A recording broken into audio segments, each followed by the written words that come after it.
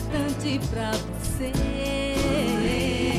Vai ficar muito mais importante na TV. É só dar asas à imaginação, colocar na tela o nosso coração.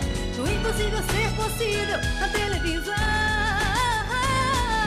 Luz, produtora e imaginação. Luz, produtora, imagem e som. Chegou a sua vez de ser a nossa inspiração.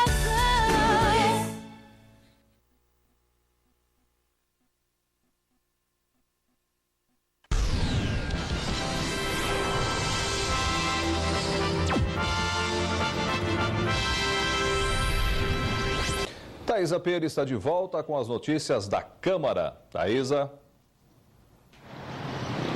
Zanuelo, Gislene e os vereadores se reuniram hoje para discutir assuntos importantes. Entre eles, a revisão da planta genérica. Mas, só que a votação nela foi adiada após os parlamentares esvaziarem o plenário. Nesta quarta-feira foi dada a largada para a Câmara correr contra o tempo e aprovar 3 propostas de autoria da prefeita Darcy Vera. A primeira a entrar em discussão autoriza o Executivo a parcelar uma dívida com o Instituto de Previdência do Municipiário. Durante outubro e novembro, a Prefeitura não repassou verbas para o órgão. O valor do débito não foi divulgado e, mesmo assim, os parlamentares deram aval à administração. Votaram um parcelamento de mais de 60 meses, que na verdade vai inclusive atingir o próximo mandato de um próximo prefeito e sem sequer vir o valor. Que valor que é essa dívida? Como é que se pode votar um projeto, não é isso, que não tem valor, onde a gente não sabe quanto que isso representa no orçamento da cidade? É absurdo. No afogadilho, os vereadores também iriam colocar em votação outros 2 projetos bastante criticados nos últimos meses. Um corrige a planta genérica de valores, que servirá como base para o reajuste do IPTU de 2013. E o outro envolve a lei de resíduos sólidos. Mas uma manobra política adiou a discussão. Os parlamentares da base governista deixaram a sessão extraordinária. Os 2 projetos estão sem pareceres também, então precisa, evidentemente, ter o parecer para eu botar para votar. Sem parecer, aliás, quando eu comecei a sessão, nenhum tinha parecer. Atitude quase comemorada pelo bloco de oposição, que se preparava para votar contra as medidas. É um projeto complicado porque ele mexe no bolso do cidadão. Nós temos agora, no início do ano, o cidadão paga o IPVA, tem a volta às aulas e um aumento de IPTU de uma só vez. Nesses valores, penaliza muito o contribuinte ribeirão-pretano. O projeto polêmico volta a ser discutido nesta quinta-feira. Diante da atitude dos parlamentares em esvaziar o plenário, a aprovação ainda é incerta. Na última atualização da planta genérica em 2001, a própria prefeita Darcy Vera, que era vereadora na época, votou contra a proposta.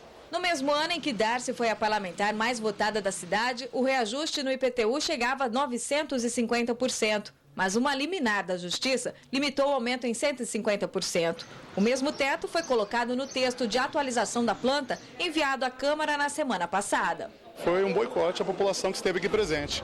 Existe provavelmente um receio dos vereadores por conta dessa pressão em relação à lei do IPTU.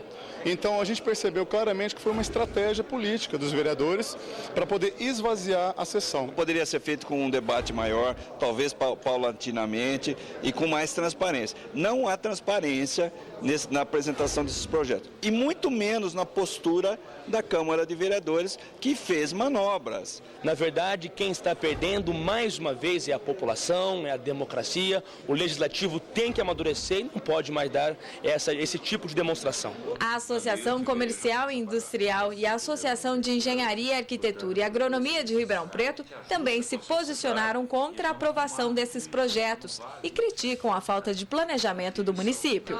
É preferível que essa planta não seja aprovada nesse exercício, que fique para o exercício seguinte, mas que seja analisada com todo o critério possível para que a população não seja prejudicada em nenhuma situação. Isso o meio político também precisa parar e ficar atolando o legislativo de projetos para votar de última hora, votar na pressão. Isso não é muito bom no mundo democrático. O mundo democrático exige que se discuta as coisas. Podemos até aumentar mais do que o previsto, mas deve ser discutido e consensado com todo mundo. Ximene Osório para o Jornal da Clube. E o parcelamento da dívida do IPM ainda depende de uma segunda votação, que também acontece amanhã a partir das 2 da tarde.